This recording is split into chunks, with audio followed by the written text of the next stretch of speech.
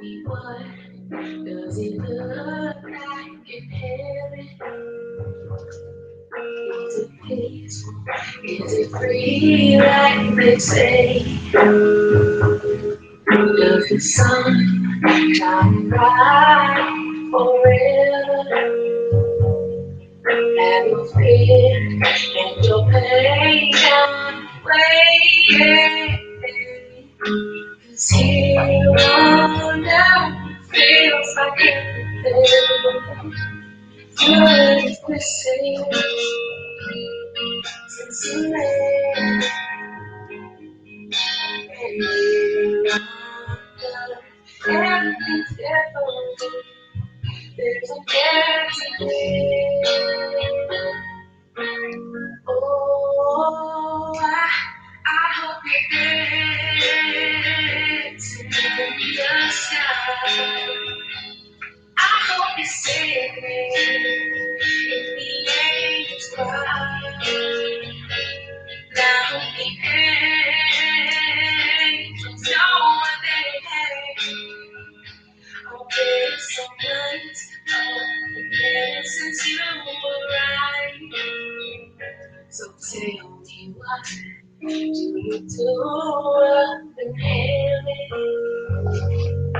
Are your days filled with love and light? Is there music? Is there art and invention? Tell me, are you happy? Are you more alive? 'Cause here on earth it feels like everything could miss it since you left. And here on earth everything's different. There's an emptiness. Oh, I hope you get to the sky. And I hope you say if the angels cry. And I hope you get know what they have. I'll feel so nice since you arrived. I hope you get the sky. I hope you say, oh, babes, in the angels cry. And I hope you know what they have. I'll feel so nice since you arrived. Since you arrived.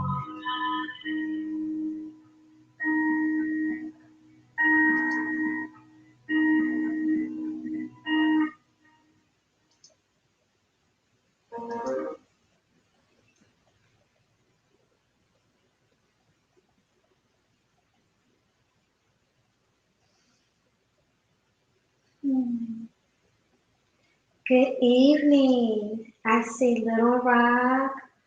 I see Emmanuel Briggs. Good evening. Glad to have you guys here.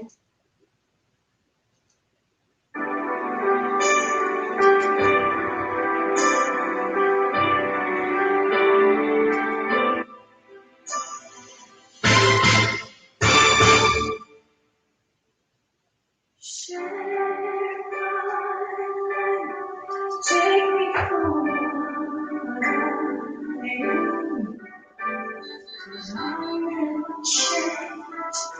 All my colors for you. Take my love. I've never been so too much. That's all you are. It's everything that you do. I don't really need to look very much further. I don't wanna have to go. Baby, don't stop. I can hold it back again. This passion inside can't run from myself. There's nowhere else.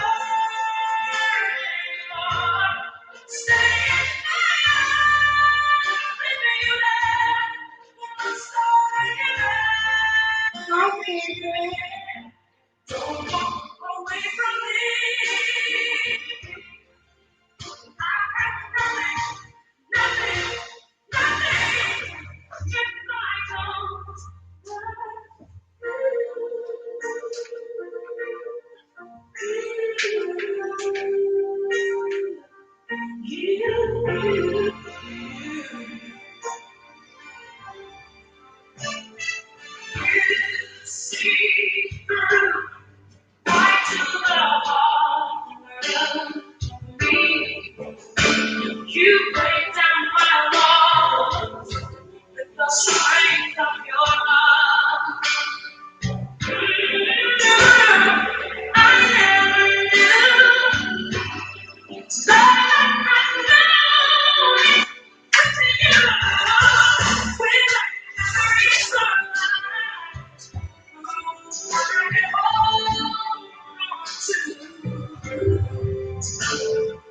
I really have to look very much so. I have to go where you don't follow.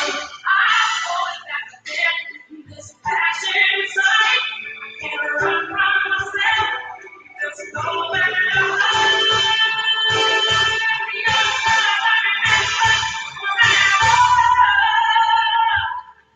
but don't make me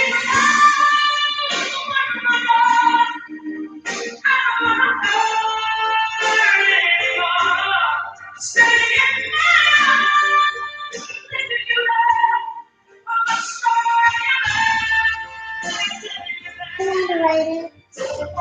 away from me.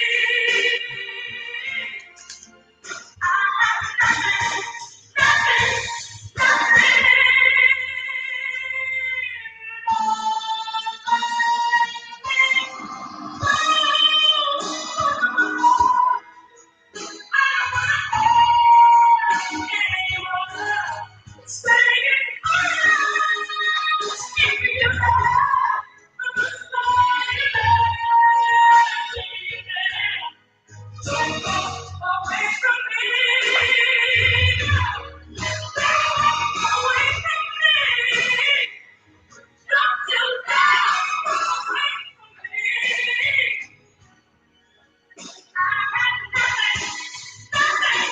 Pushing.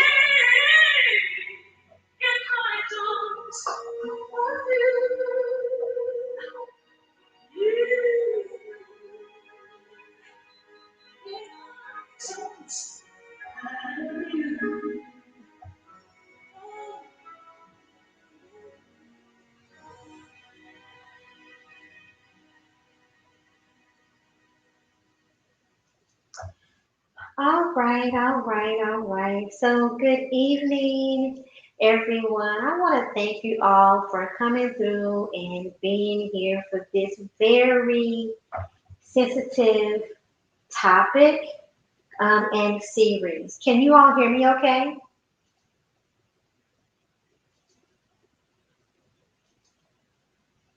Can y'all hear me okay? And for my own assistance, I am going to do this. Let's see here.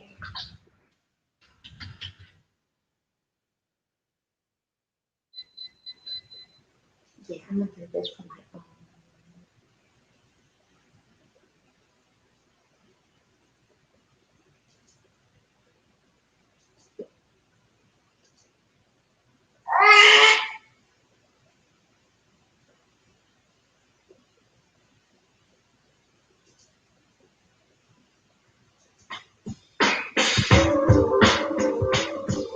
I'm gonna put on some jazz.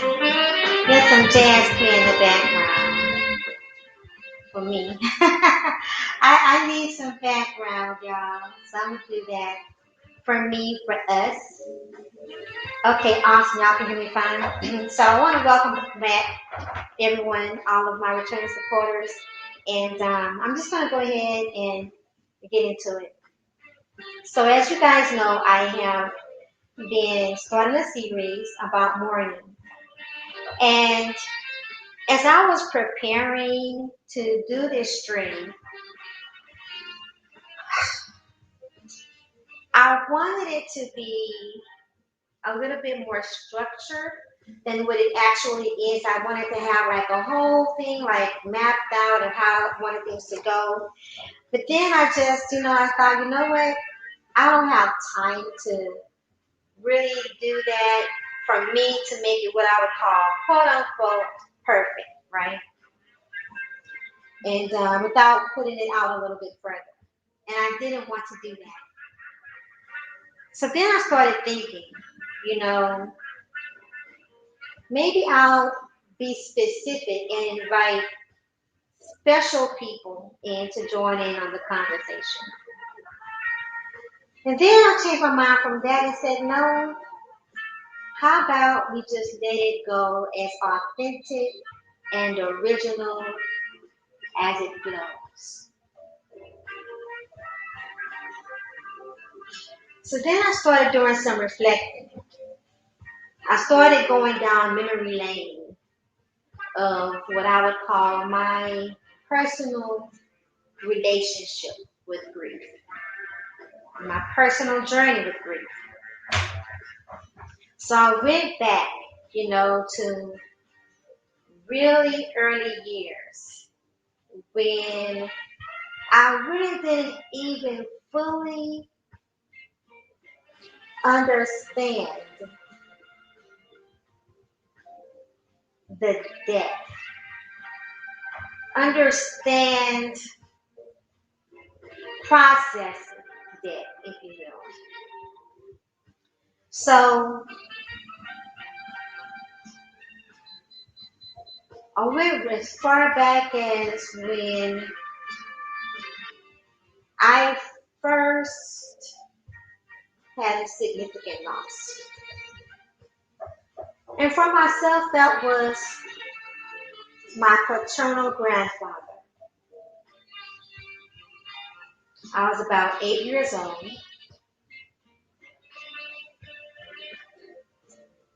Had a very good relationship with my paternal maternal, with my maternal grandfather. Well, I had a good relationship with both of them, but we had a good relationship. By all accounts, it was the type of relationship that I really thought all kids had with their grandparents, their grandfathers. Yet I was young, and I remember my mother getting the call, and myself and my mom gathering up the kids, me, my brother, and my aunt, and my cousin, and grandmother, and everybody meeting at the house. And the sirens, and I don't know. I remember the services, and I remember just kind of being not really connected, because not really being able to connect what really just happened, not really. And I remember the tears, of the adults, crying, and the bigger kids, and everything. And I just feel like I was just lost in what was happening. And with the simple explanation of gone to heaven, and everyone else, especially the adults, going through their process. It wasn't really until a little later, it really wasn't until weeks and months of really understanding that there would really be no more of seeing grandfather, my papa. What's up, soul? And those visits were not going to be happening. And going through the different, watching the family go through the different items and begin to tell their stories and things like that.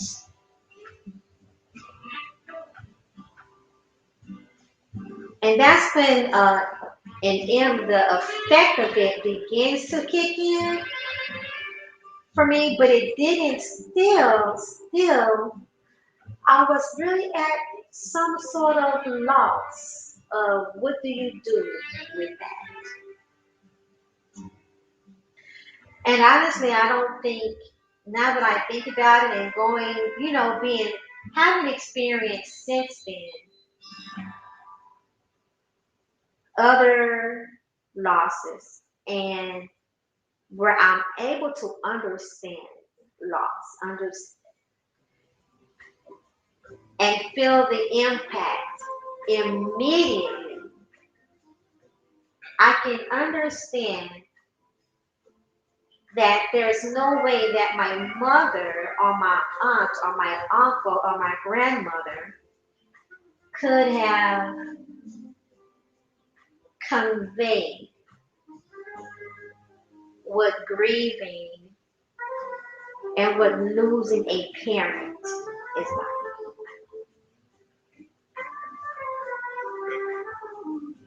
By the way, I'm going to drop the link if anyone in the chat room is interested in coming up and joining the conversation.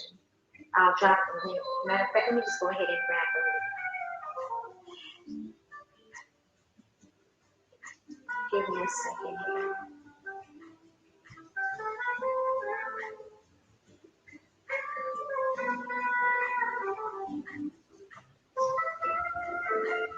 Processing grief can be a very complicated and difficult thing to do. That's facts, Emmanuel. And so yeah, so I don't think that there would have been, a way of doing it. And then a little later on in life, um, I heard, I would hear about people losing a parent, some of my classmates, people, even when I was young, someone would experience a death in their family and everything. And I could feel, that at this point I could feel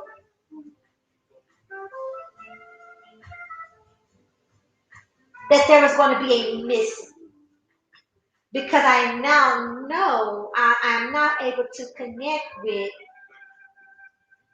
when I was very young and as a child using my grandfather, my maternal grandfather, and not being able to understand it till the visits stopped. And until passing by, once the house is all cleaned out and everything, and no one's there. And that is the vacancy. Now having to connect with a vacancy and missing sitting on my grandfather's lap, missing walking through the door and the greeting, the jovial greeting from my grandfather, and the running in, like we would be so excited, right? To get out the car. I'm all tiny. I'm all tiny and everything. Got my little dress on, and my brother, have on his jeans, or he'll have on his suit, and just getting out the car, and my grandfather just either meeting us at the car to help get us out, or having the door open and meeting us with the door open, and just always just being so jovial and having gifts for us. And my mom, just the eagerness that she always had driving us there, she was always, it was always an excitement going to go see granddad, and for her going to go see her dad.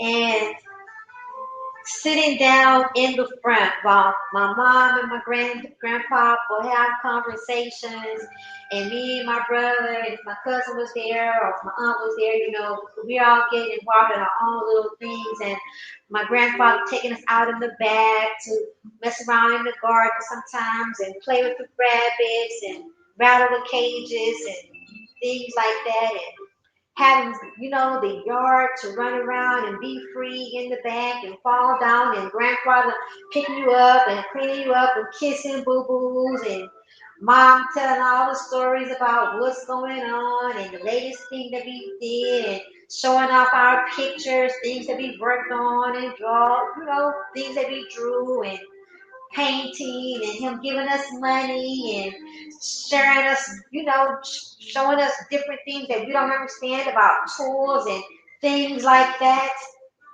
And then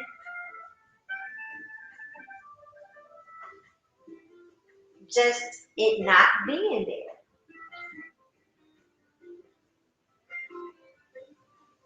And not being there.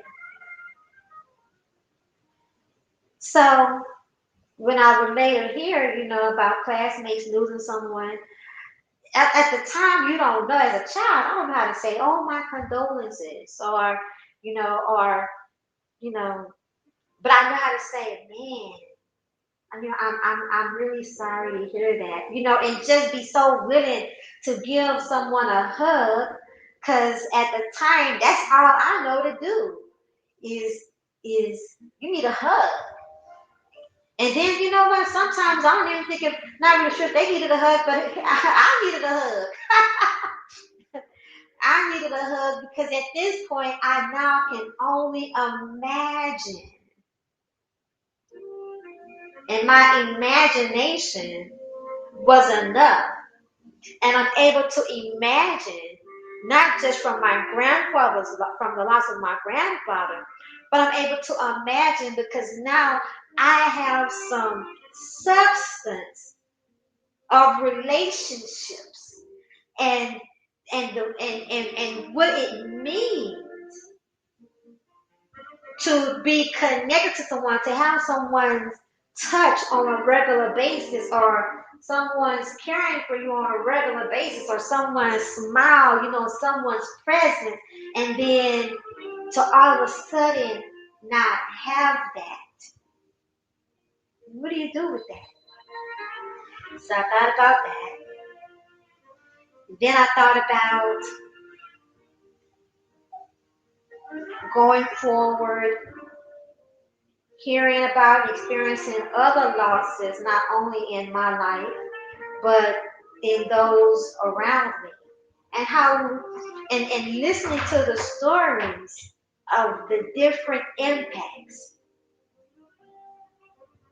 So between myself and those around me in my life, I have been impacted, and I've seen the impact, and I've experienced the loss between all of us of every type of loss that you can imagine, to include pets.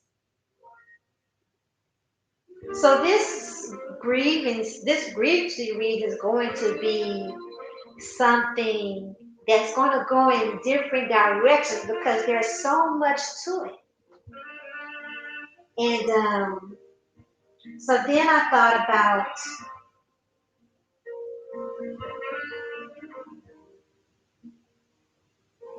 being in junior high and one day coming out of the movie theater with my dad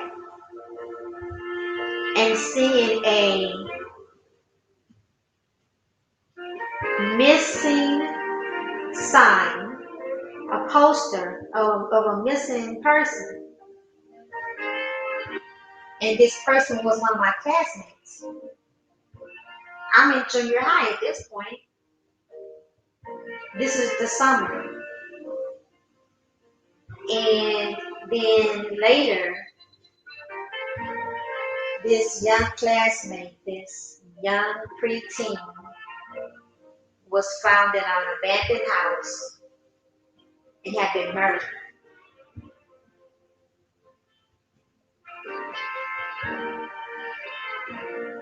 And though that was not someone I was close to, it was a classmate, and we were young. So now I'm connecting death and the reality of news, mainstream news, hitting close to home in a different way. And that had an impact, and there was a loss there, and there was some grieving there with confusion and with fear.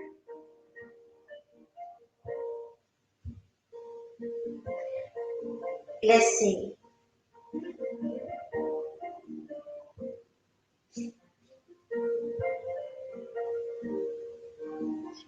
Having friends to, man, having friends to,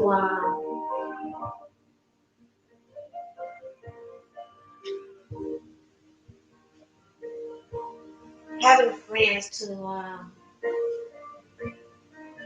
lay lay their children to rest at very young ages. Um, in the military, after the, and I'm doing this to give a little bit of context to all of this, right? So in the military, and these are not necessarily all in the same. These are not chronological experiences, but in the military, after going to war and my unit coming home, and after having survived something that we didn't think that we would survive, losing a fellow soldier after returning home from being at a bar with another soldier and flirting with a woman that he did not know was with anyone. And when it was revealed that she was with someone, respectfully apologizing. And yet, when they leave the bar, being followed from the bar by this woman's boyfriend and killed on the highway.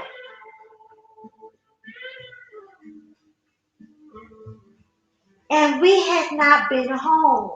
We literally had not, my unit had not been home in full a whole month when this happened. After all we've seen, after all we've been through, we lost a soldier, not in combat. We lost a fellow soldier over a flirt at a bar that led to him being followed and chased and killed on a highway.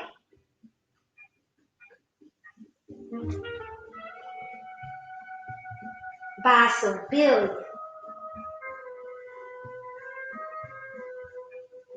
And at this time, I am barely 21 years old. I am barely 21 years old when this happened. And that, y'all, that hit us all so hard. Hold on, we got Jack. Hi, Jack. Hi, Jack. What's up? What's up? I don't know how to do an intro to I can't following hear what you, you just Jack, spoke about. if you're talking. Let's see if this works. I don't know. So I have Jack here, and we can't hear him yet. I can hear you. Can you hear Oh, me? thank you, Emmanuel. Let's see, you said, I can hear the smile and joy in your voice when you describe your grandfather. Man, yeah, thanks, Emmanuel, yeah. I think you're talking, but I can't hear you, Jack. Why don't you try dropping down and coming back? All right. How's this? Because your circle is moving and there's nothing coming out of your circle. Okay. Um, but then, y'all, can you imagine the barracks of my unit? Every floor, you're talking 1, 2, 3, 4, 5, 6. You're talking 6, 7. Gosh, you're talking 7, 8 floors of a building of like 300 people, and no matter what end, no matter what floor you are on, when you entered that building, you could literally feel the heaviness of all of our sorrow and our spirits from that incident. And that sorrow hung in the atmosphere for weeks because everyone was so awestruck of all that we endured and all that we overcame to lose our fellow soldier like that.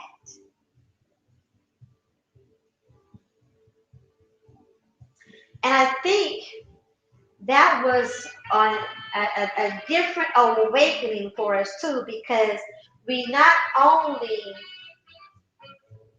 at this time, for most of us who were new to ever going in combat and being in a kind of situation, we are new to even adjusting our emotions and getting back to normal forms of expression, because when we are overseas and when you are preparing for battle and for the war zone in that atmosphere, our emotions are put aside.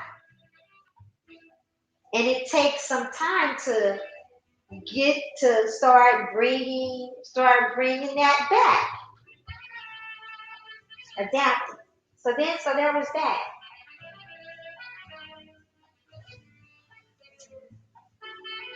So then there were also, man, I can't even tell you how many times I would get a letter or a phone call when I was in the service about someone I went to school with or someone I knew and hung out with being killed over stupid stuff. And most of the time, it was being at the wrong place at the wrong time, or it was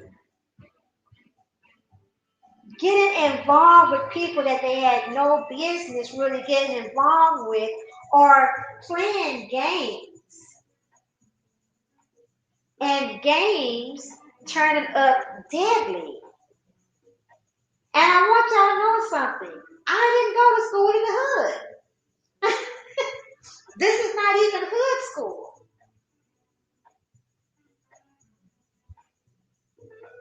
Crazy.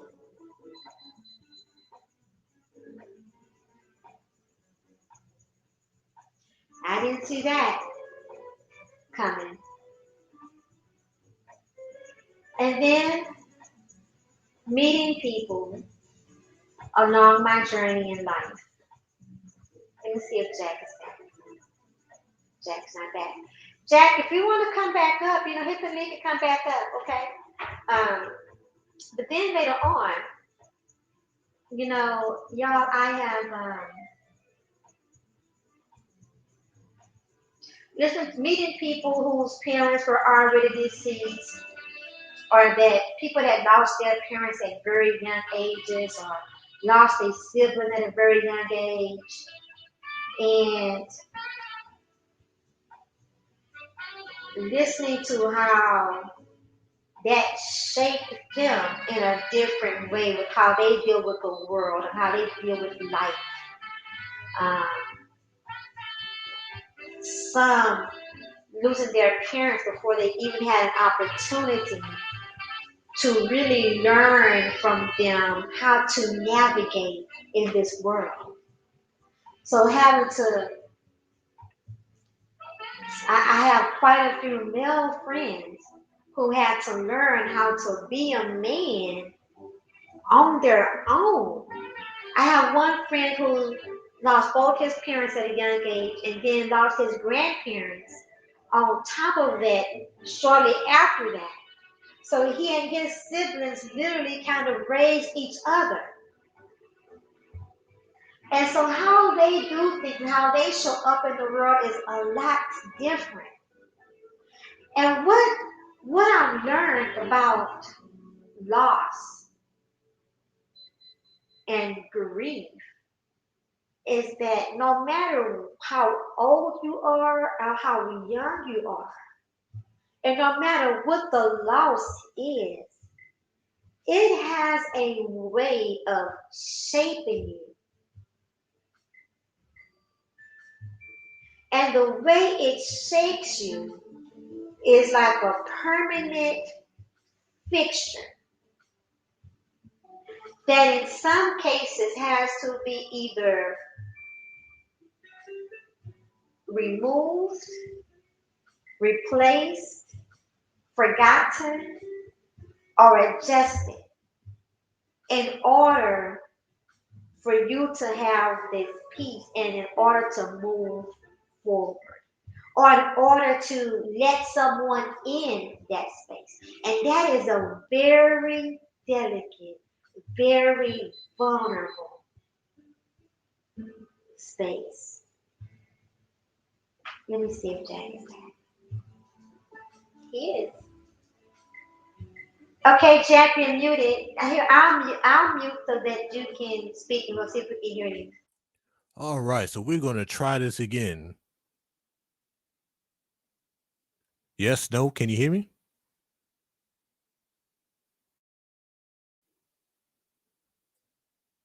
Okay, try to speak, Jack. All right, so we're going to try this again. Can you hear me?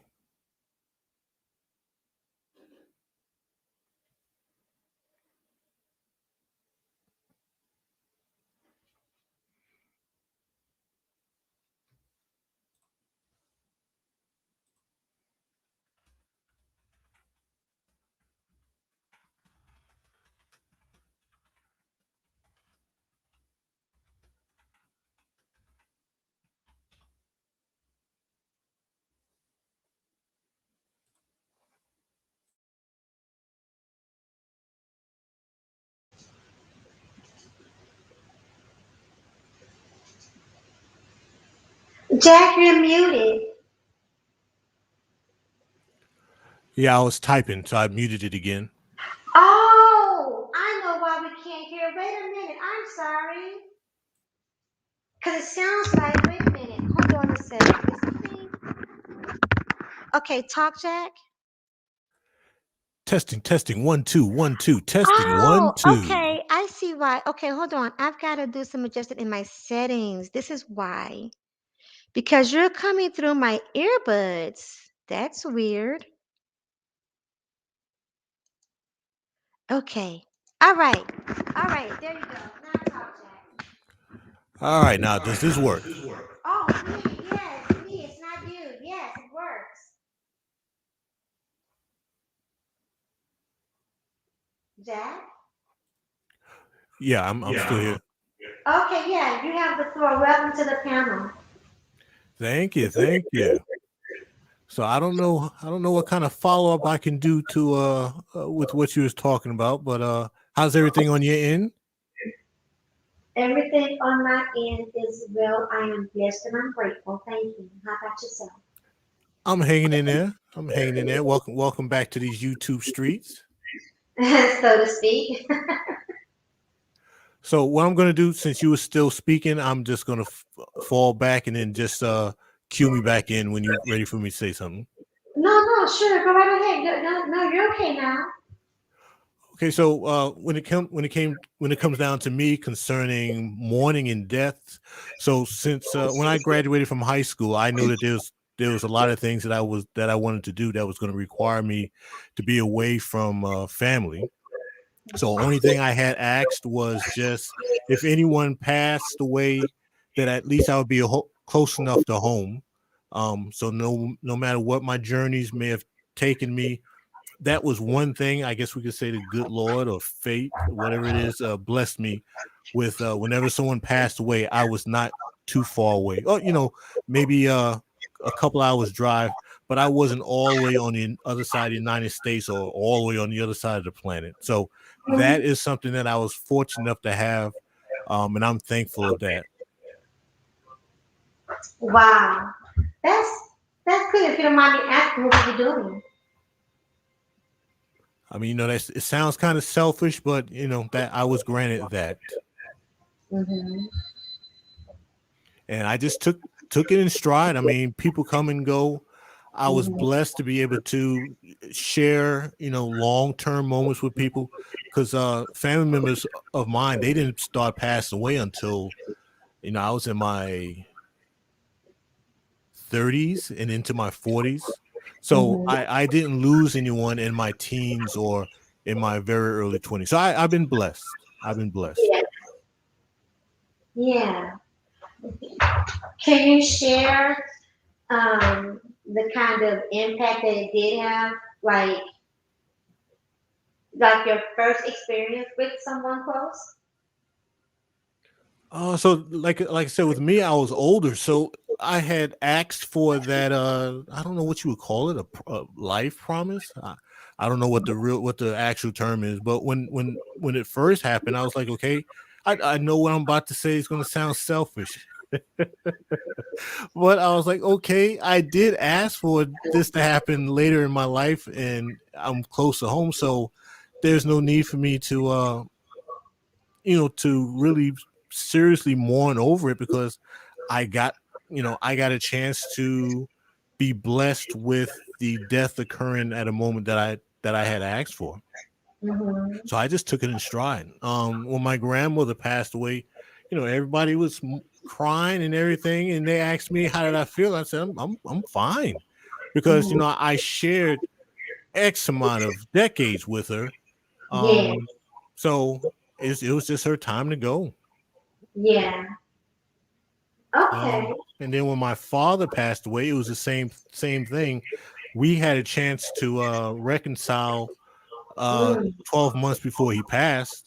So I'm like, at least I got this. There's some people, they never get this opportunity. So Right.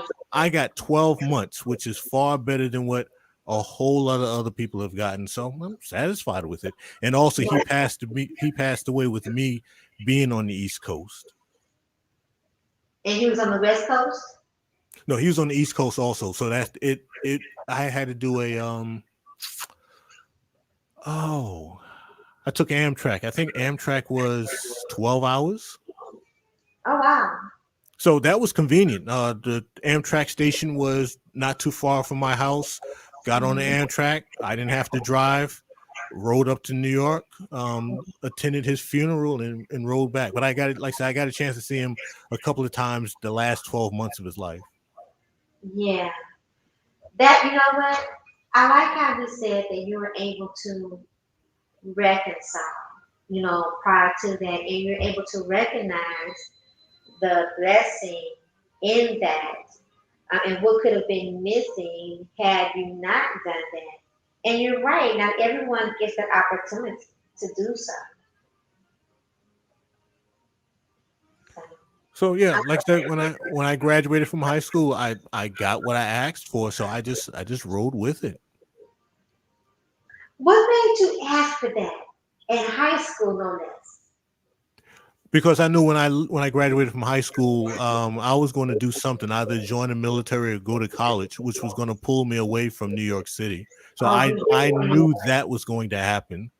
did. Uh-huh. And I Yeah. and the thing was, I just, if and when people passed away, like I said, I just wanted to be. Oh, and then being in the military and being deployed.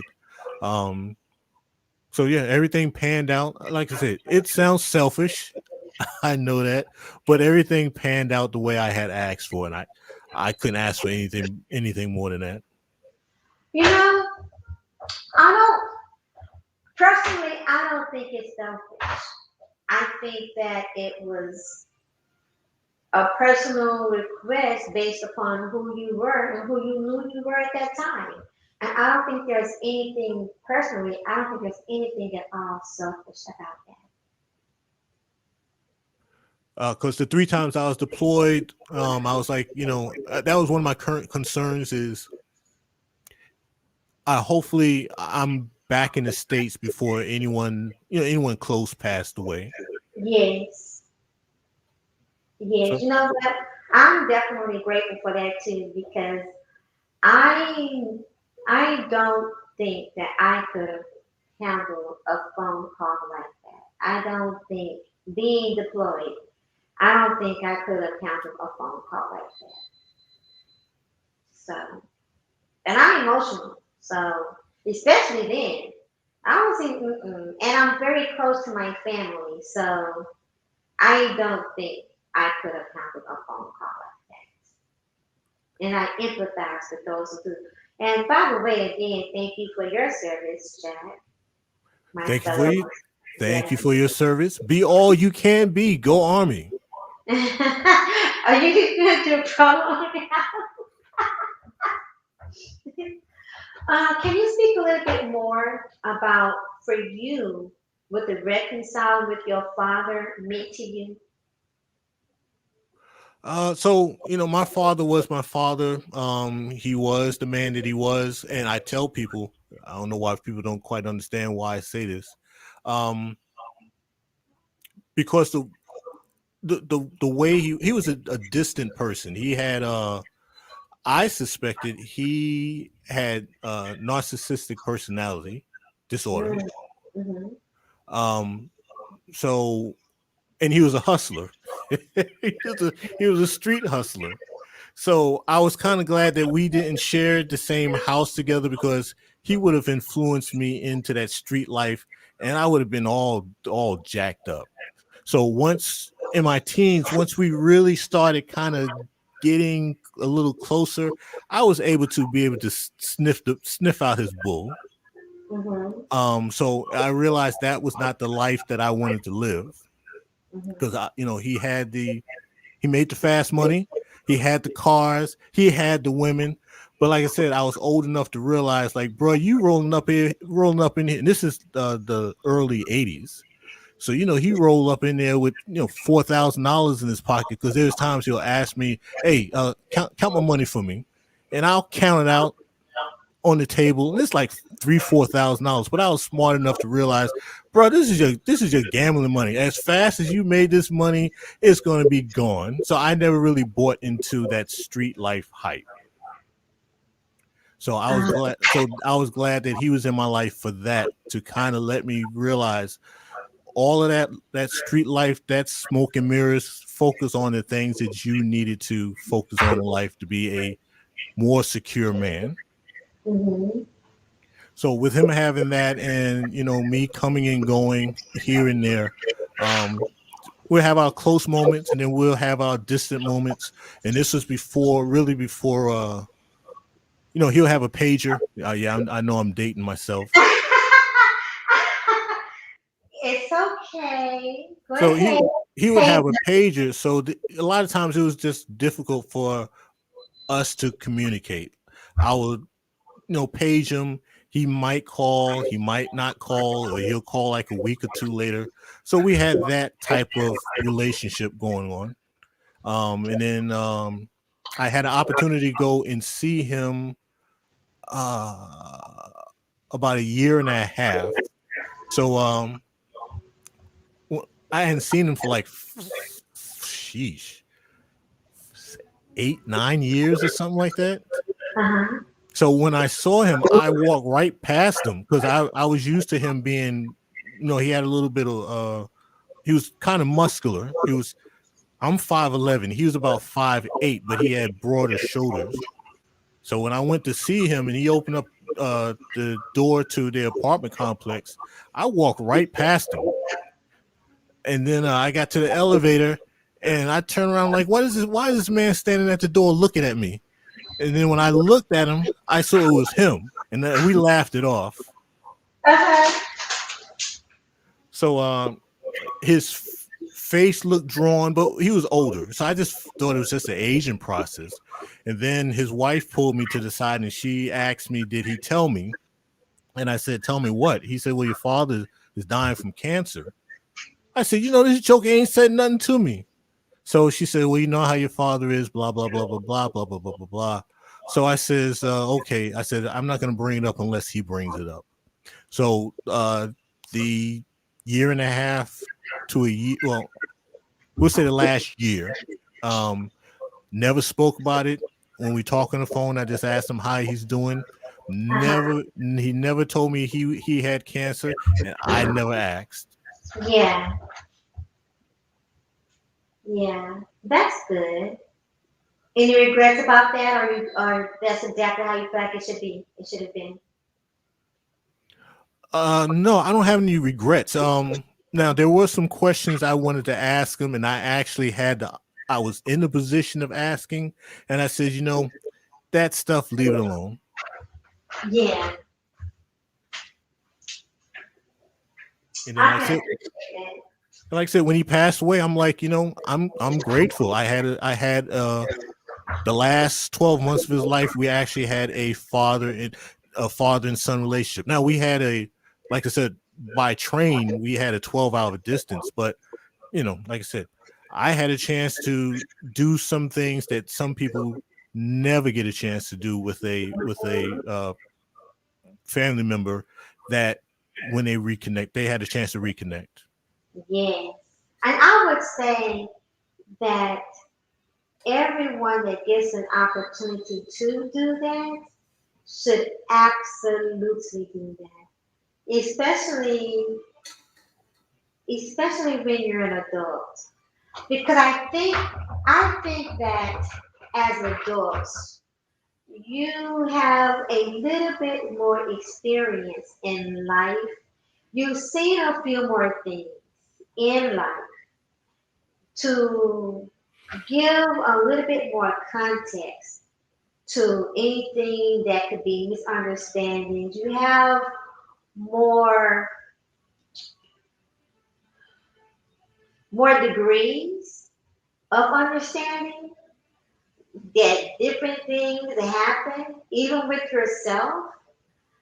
And if you take a look at yourself and some choices that you may have made or situations that you may have been in that maybe you would didn't have to be in, but you realize that it's your choices that got you there, and then realizing that you've made definitely your own share of mistakes, you've had your own share of wrongdoing, knowingly and unknowingly, that you could be a little bit more open at least to the opportunity of hearing someone else's side of a situation.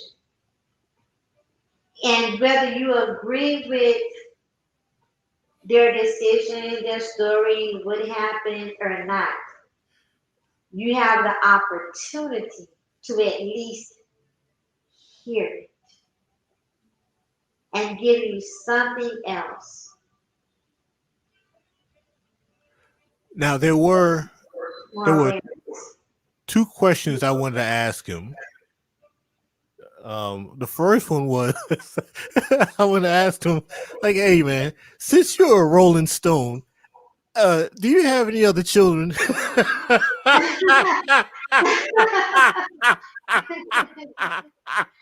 you know the answer is probably yes. I don't know. I wanted to ask. and Uh-huh. I wanted to know was I still the oldest?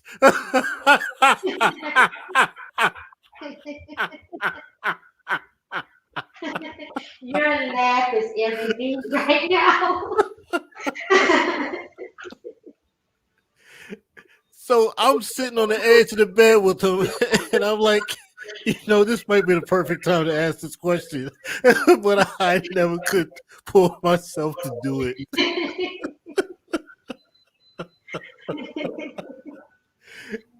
Ask And about his loins activity. and and the second one, I want to ask him like, hey man, you was a hustler, you did a little pimping, you sold a little bit of drugs, you did some transporting. How in the world did you and my mother get hooked up? Oh boy.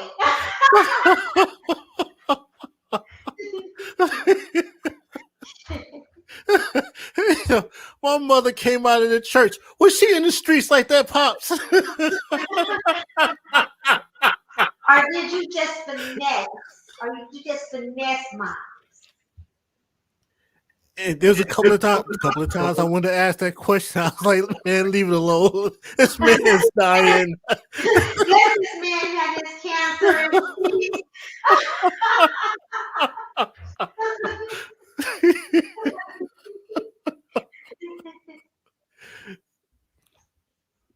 Well, those are the two questions I wanted to ask him. Oh, and there was another one. So well, he was a pool shark, pool hustler. I wanted to ask him, can I have his pool stick? But I didn't. you didn't get it. I didn't ask for it because I mean he was a pool hustler. He had his own stick. He had his own little carrying case. I saw one of them that he had like decades early, and like I said, when he was when he was dying, I was like, this might be the perfect time to ask him, can I get your pool stick? I mean, who else you gonna give it to? Why not? It it it was a likelihood that it might have been in the they had a hallway, a closet when you first come into the apartment, and more than likely, if he still had it, it would have been in there. And I said, this might be the perfect time to ask him for the stick. I was like, nah, maybe this is not the right time. And then there was one time his wife went into the closet, and I'm kind of peeping around trying to see if I can see the pool stick box in the closet. I think you should have asked for it. I left him alone. I was like, you up here begging for stuff. Man is dying.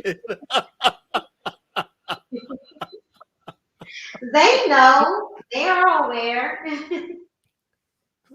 So I was kind of like, if he did want me to get it, somebody would say something, but it didn't happen. So I'm like, leave it alone. Yeah.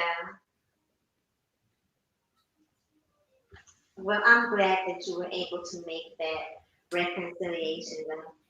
Have you heard? Have you listened to any of the readings that I did? I caught the maybe 1, 2, or 3 days ago, something like that. Hold on. Okay. Let me see here. Oh, I want to ask you this. Have you ever been there for someone else when they had a loss and been there to comfort or share in that experience with them because of your own experience? No, because with like friends and stuff like that, I was always too far away. Uh-huh.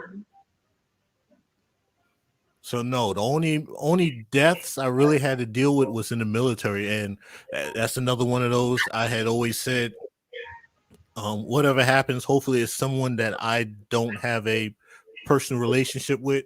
So Mhm. that never happened. It was always somebody from another unit. Wow, you were lucky in Yeah. that.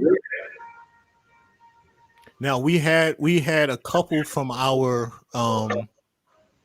company, but not a company, what you call it? From our brigade. Mhm. But they were always in somebody else's company.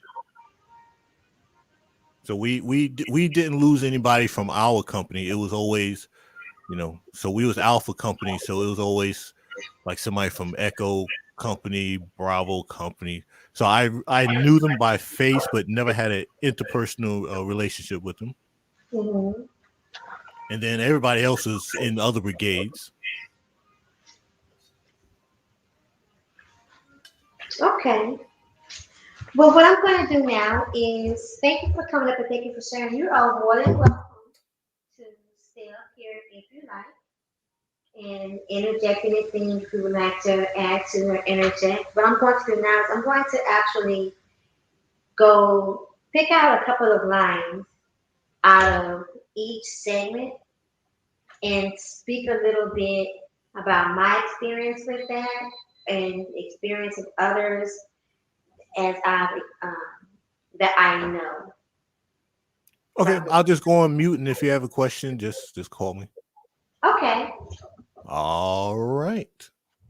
So in chapter one, Tom Zuba talks about dancing between both worlds, the world of the earthly realm and of being alive and the world of death and loss.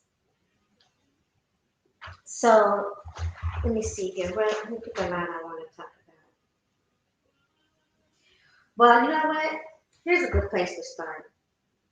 In the very beginning, how he says, the death of someone we love dearly cracks us open big time. Now, right there, let me tell you that I think from what I was my introduction and what I was speaking of in the beginning and talked about the different losses. That right there, I could not have said it any better. That is exactly how you feel with your world. And personally, for me, with certain losses, the when I lost my mother, I felt like literally like part of my soul was taken. Um, I've experienced a loss of someone I was in a relationship with, and that loss and its significance left me feeling like uh,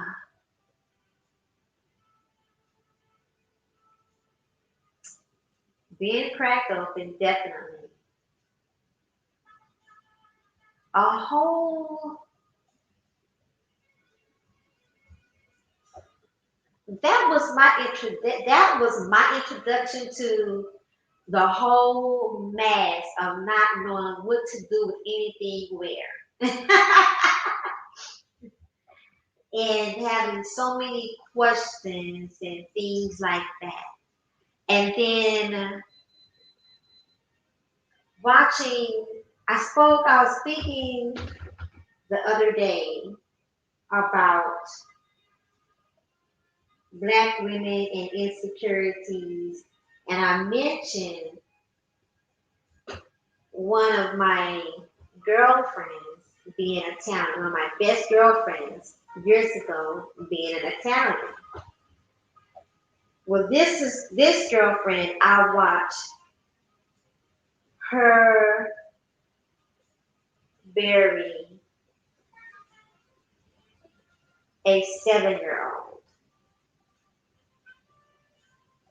and I will never ever forget.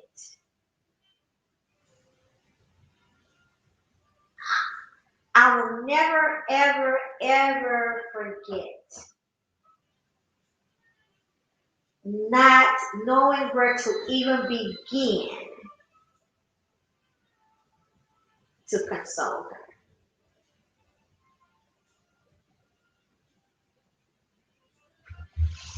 Her world was definitely cracked wide open. And she had 2 other children. So she had 3 children. She had a son and 2 daughters. And it was her son. Her son was the one that was killed. And he died in a car accident. It was during the Christmas holidays. They were traveling to California from Arizona. And she had a blowout. And the car flipped.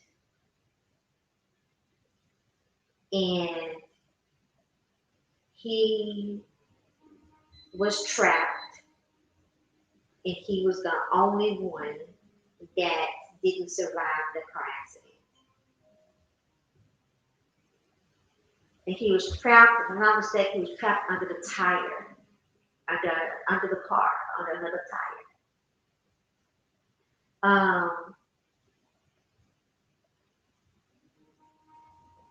I had no way. So myself and our other best friend, mutual best friend, she and I flew to California to be with her and her family when that happened. And her children, her 2 daughters were, let's see, one of them I think was only 2 and 5.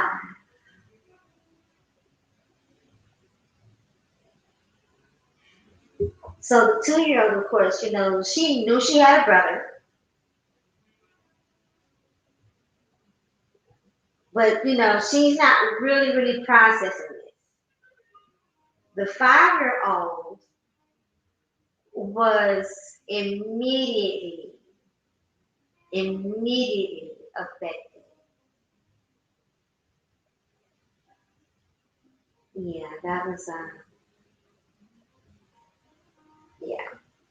So he goes on to say that for a time, and it can vary from person to person, which it can,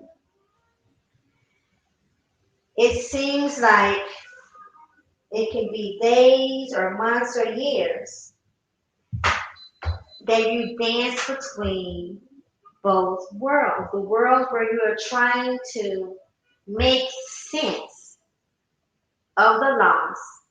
You're trying to come to peace with the loss. You're trying, and at the same time, you're still trying to exist in your present world. And you're going back and forth with your loved one, with your dearly departed. You're finding a way to keep pieces of them and connect with them still here while coming to grips with them being in another realm. And it may feel like, that's when you're telling your stories, you're going over your memories. You may have things happen that remind you of them, things out of the blue. Could be something that happened that lets you know that this has to do with the presence of your loved one. It could be a song that reminds you of them that you haven't even heard of. or a song that you haven't heard in a long time and it was their favorite song. And at that moment, you're not really here, you are there.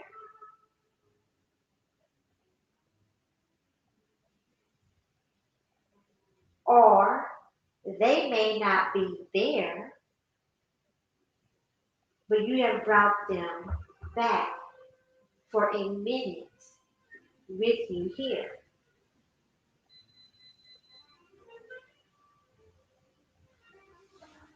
Sometimes you do things intentionally because you're to connect with them here because you're just unable to even fathom a complete release. You may do so in your heart, but your mind ain't there. You may do it in your mind and your heart's not there. And you're dancing between both worlds.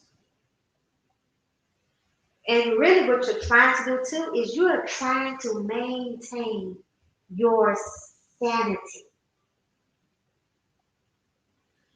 You're trying to not bother other people with your thoughts, with your crying, with your stories. You're trying to also make yourself move on to a task,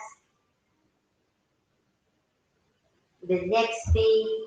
You're trying so many different things. And all in all, you're just dancing between both worlds.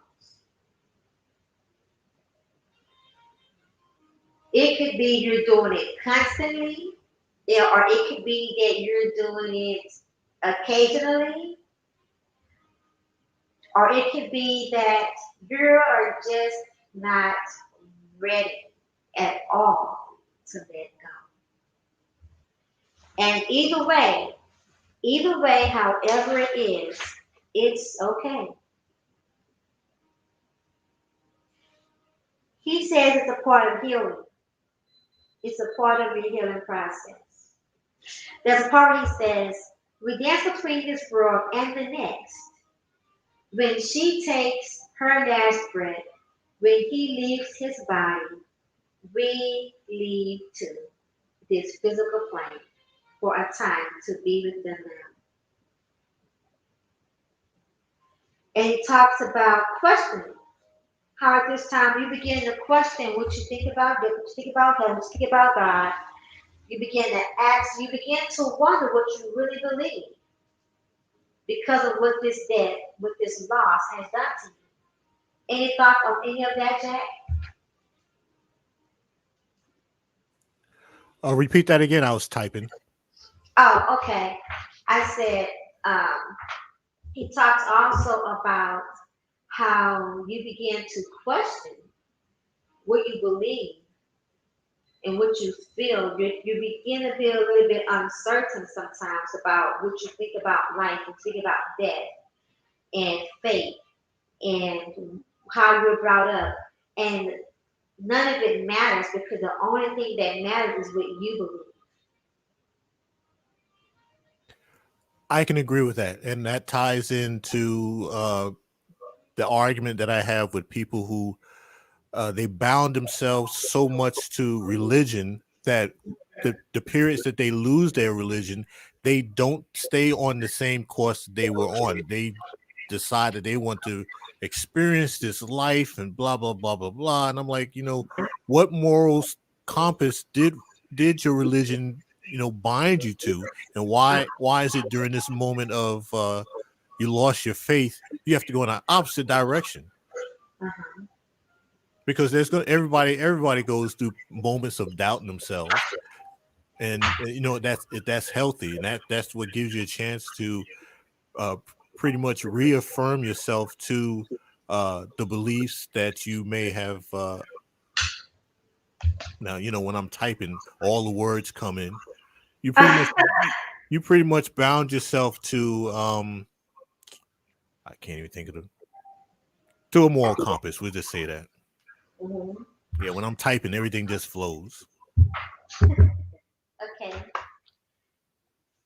Well, thank you for sharing that. Um, yeah, because you go on to say that you really don't know what it is that you believe at that time, and you just continue to dance back and forth. You ask yourself questions as well as you should, and I agree. So in chapter two,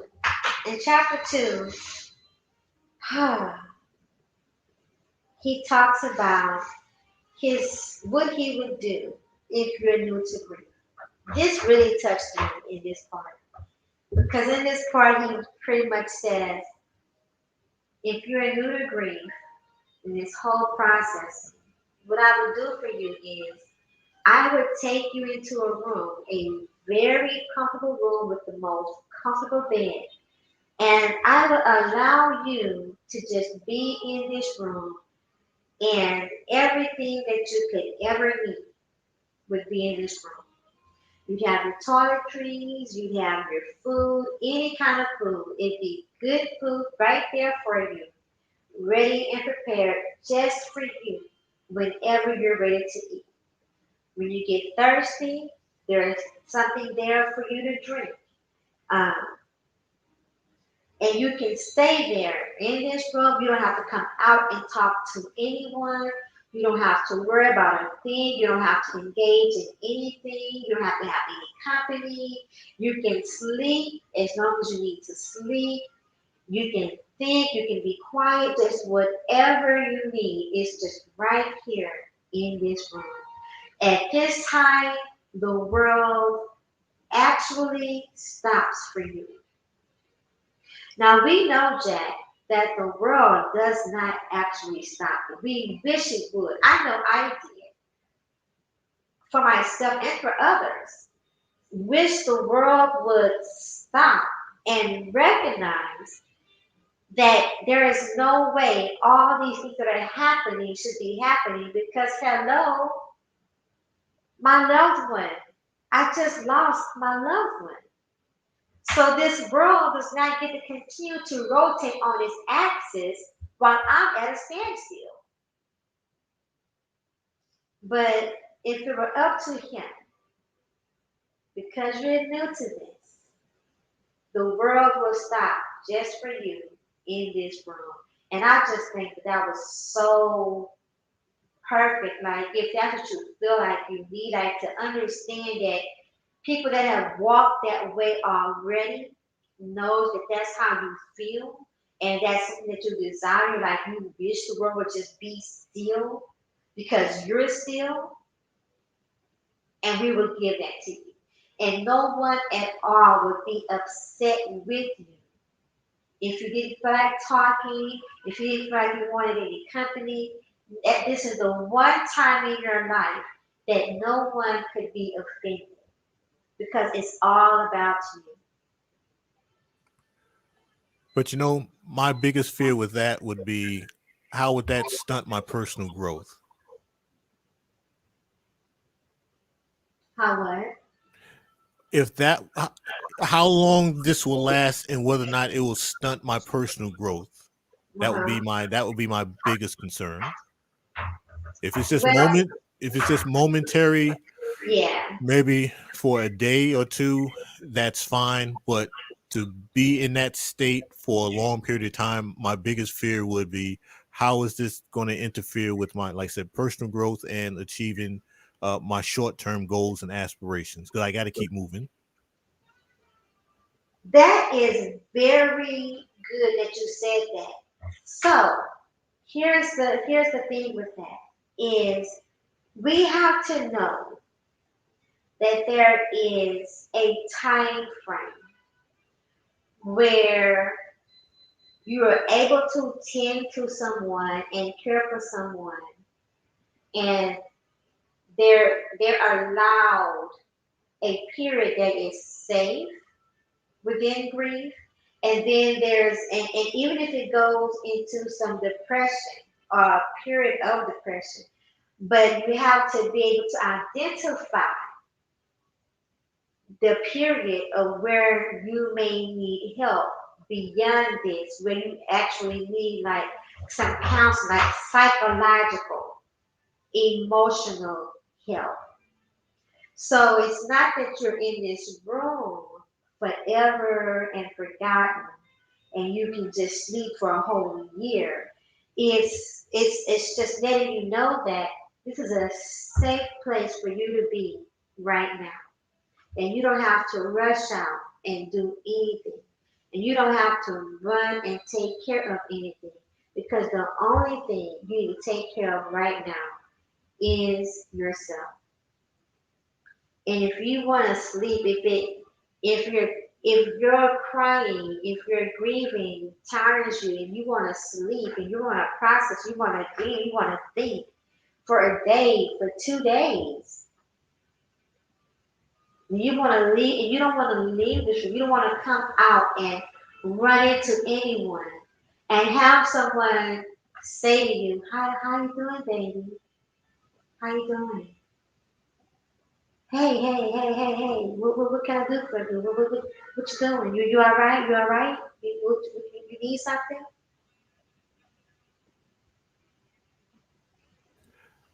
Now, I did want to say one thing about my grieving, Sure. notably with my uh, grandmother and my father. So it took a year for me to really, feel the effects. Now, I know what I'm about to say is going to sound crazy, but What? when it finally hit me, I was like, man, it's about time this finally happened. At least I know I'm human and I'm mentally stable. So it Is that lasted. because of the military? Say again. Is that because of the military? You was echoing. I didn't hear you. Is that because of the military? Oh, I have no idea. Probably just because I'm just stubborn. So it happened. It lasted for 2 days. I was like, man, it's about time this has happened. At least I know I'm somewhat sane. And I went through it for 2 days and went on about my business. Mhm, mhm. Because I didn't cry nothing of with their funerals. It was like, all right, we finally here. I see everybody else putting on their fakeness. I'll stick around here for a little bit, and after this, I'm gone. Not the fakeness, which, okay, that's another element, right? Yeah, a little bit. So, like I said, it took a year for both to hit me, and I'm like, all right, it happened. I'm straight. I'm mentally sane. This is only going to last for about a day or two, and I'll keep on moving. I'm a human being. I am a human being. I'm not a robot.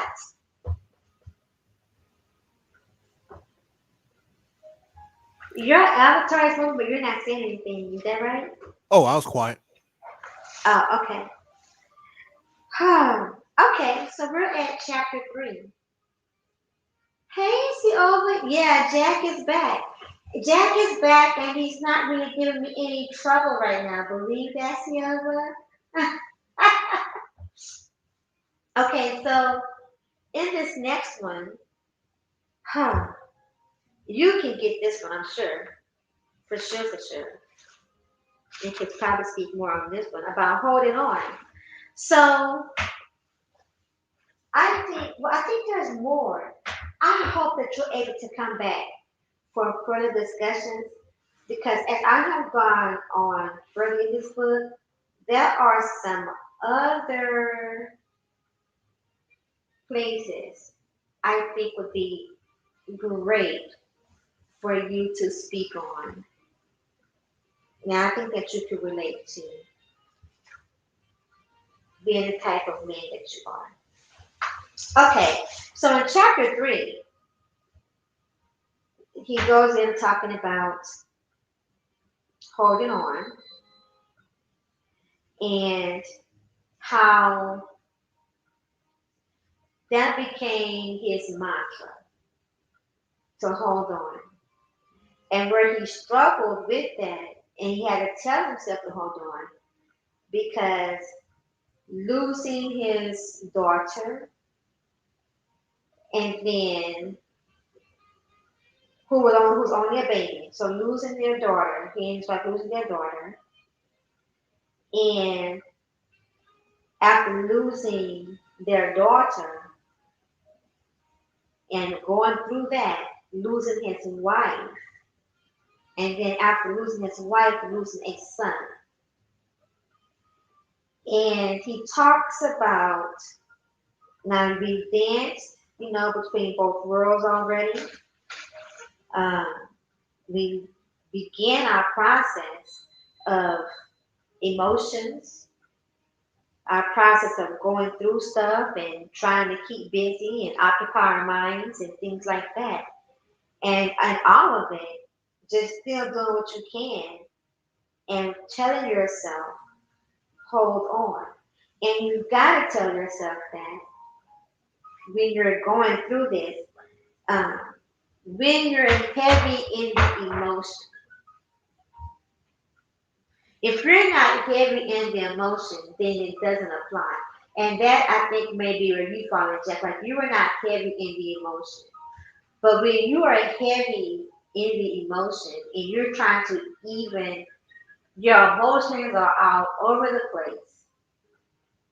And you're stuck between being lost and wanting to move forward, but not knowing what steps to really take in order to move forward, not trying to move too fast, not trying to move too slow, not trying to be stuck, and still just trying to, and knowing the big part of you knows that life goes on and life must go on. A big part of you knows that your loved one would, of course, want you to go on.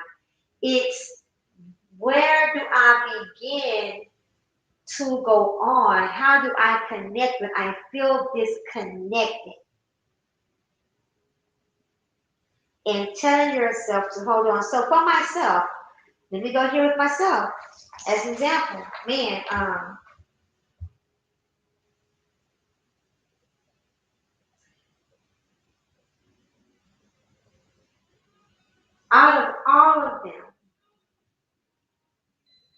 out of all of them, and that was enough. But out of all of them, it was my mother, and then my only blood brother. And while I ate for others, with my mom, I said, like with my mom, for me, it literally felt like a whole part of my soul was taken with her. And then with my brother,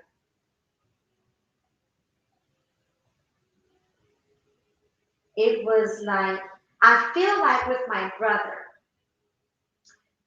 because that more and more pieces of my soul were being taken away bit by bit by bit.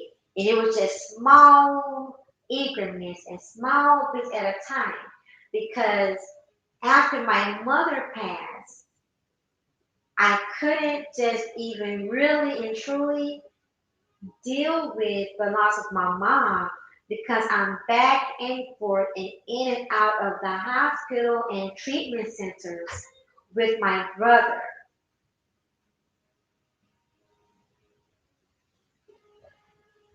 And when he became immobile, then it was like how can I explain this?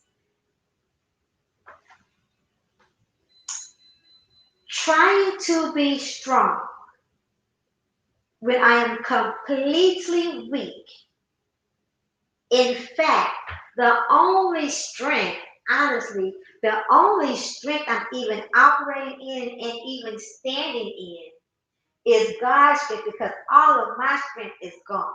So the only strength I'm even operating in is God's strength. And with every visit, fighting to live for myself, for my brother, fighting to maintain the face of strength and unity that I didn't even really, really, truly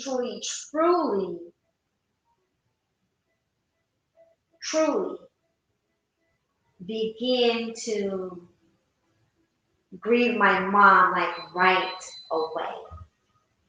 And it was, huh, hold on. That's what it was. It was hold on. And in between that, for literally up until last year,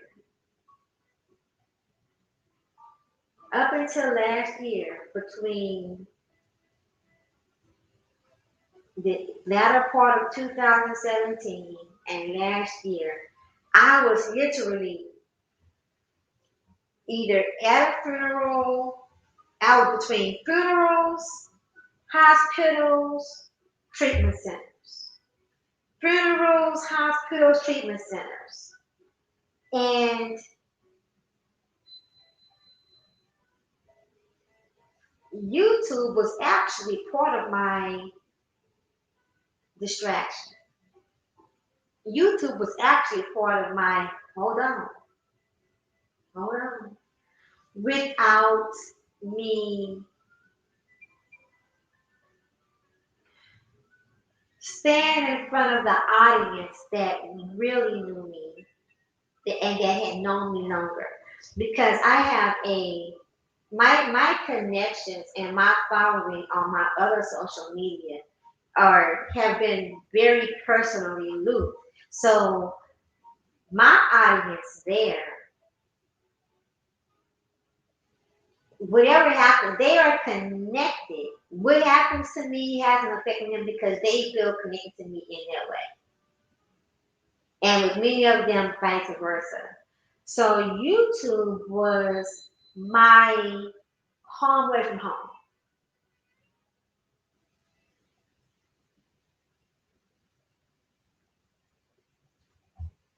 Comments, Jack? Nope, no comment. Okay.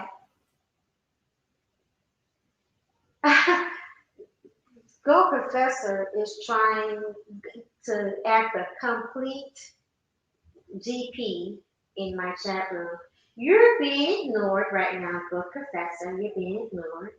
Well, Jack, um, that that's going to be a wrap.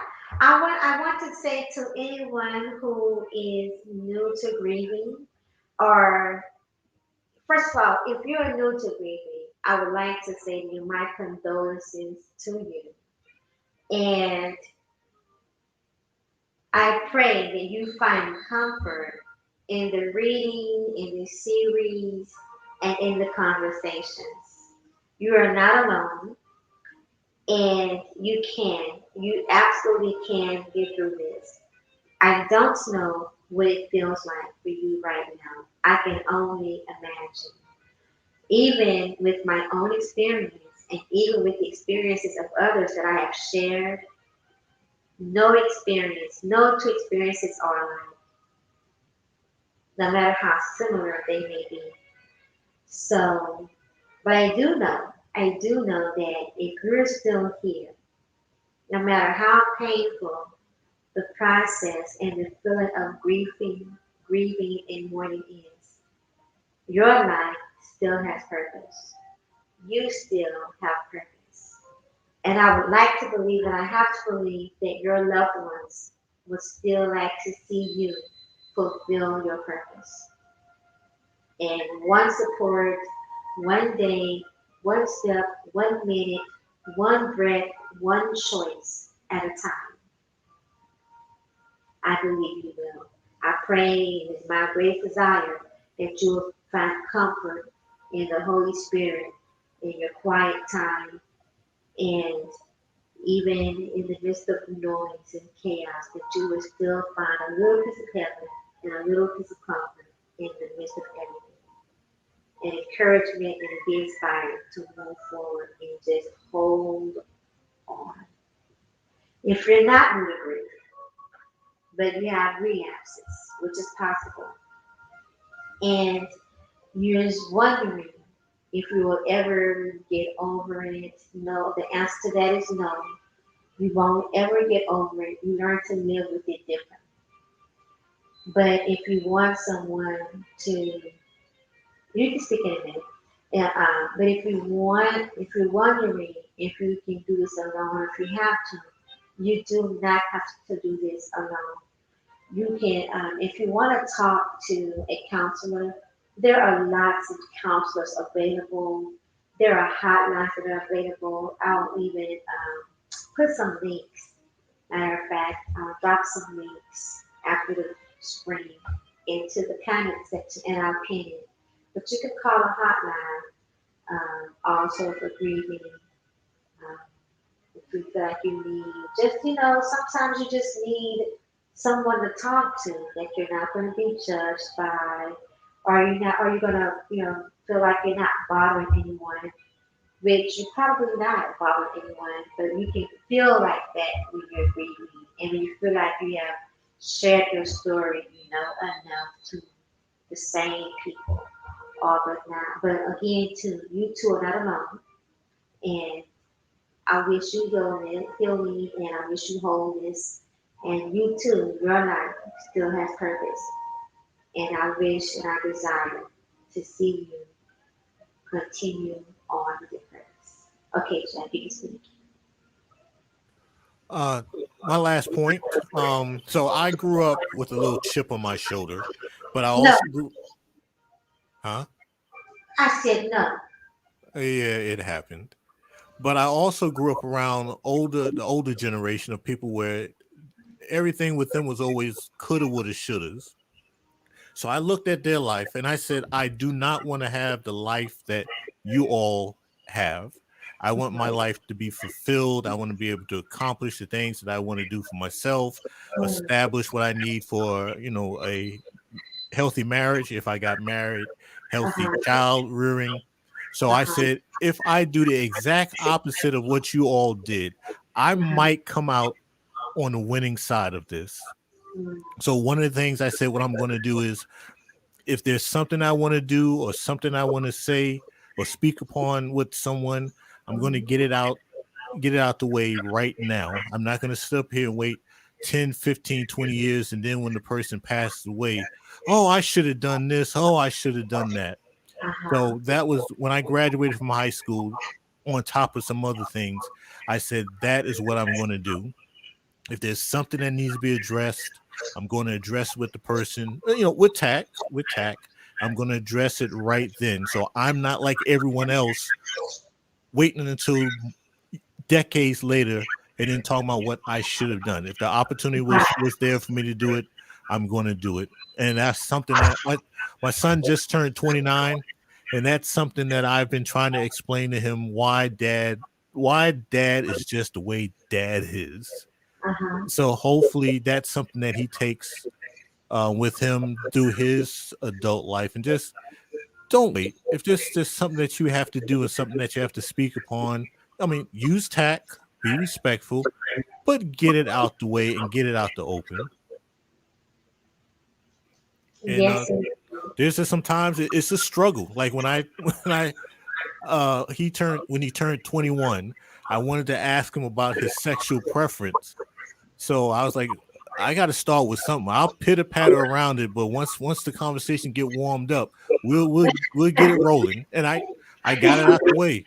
It took about a good 15 minutes to get to that point, but okay, got it out the way. He says no, I'm straight.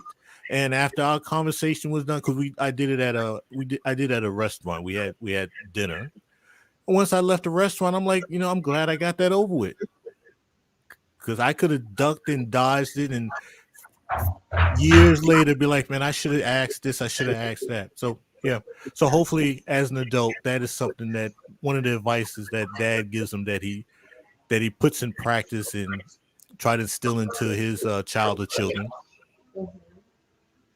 So that actually tied into what you was saying before you started doing your closing. Right. Okay.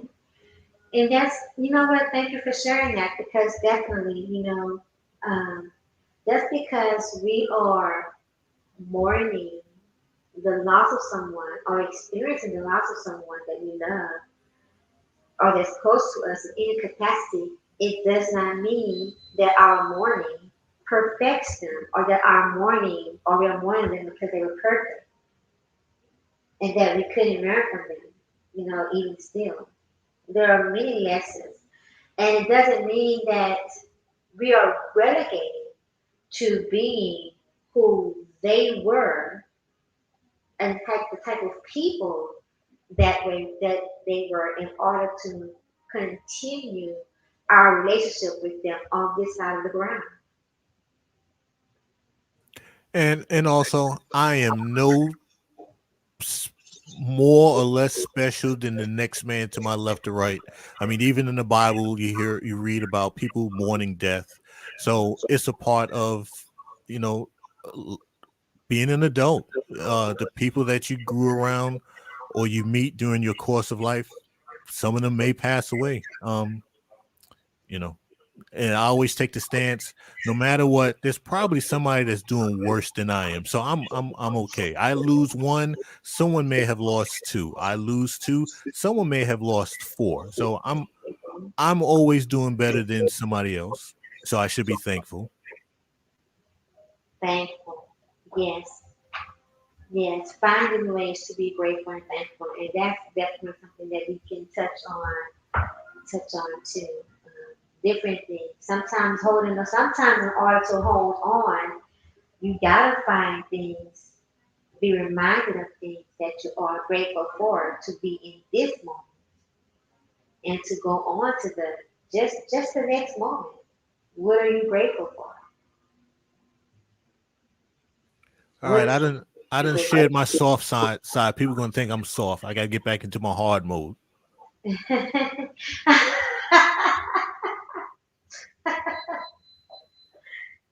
This is not a hard mode series. But I appreciate you dropping the link. Thank you for letting me get on. Well, thank you, Jack. I'm glad that you were able to get on, that you were not at work. Yeah, hey, I'm thankful. Thank you, Jesus. All right. Well, you have a good night. Everyone, I'm going to take us out with another song and we'll be back for, tune in for more readings and more commentary, more sharing. And thank you for being in a space, allowing me an opportunity to be vulnerable and share from my own vulnerabilities. So, thank you. And let's see, what are we going to play? Exactly. Um,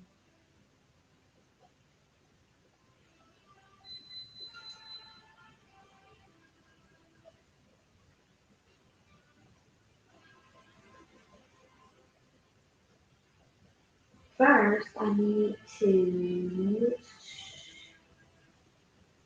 silence that one. And I'm missing you. I find a way to get through. Living without you. You were my sister, my strength, and my pride. Only God made no right. Still, I will get by.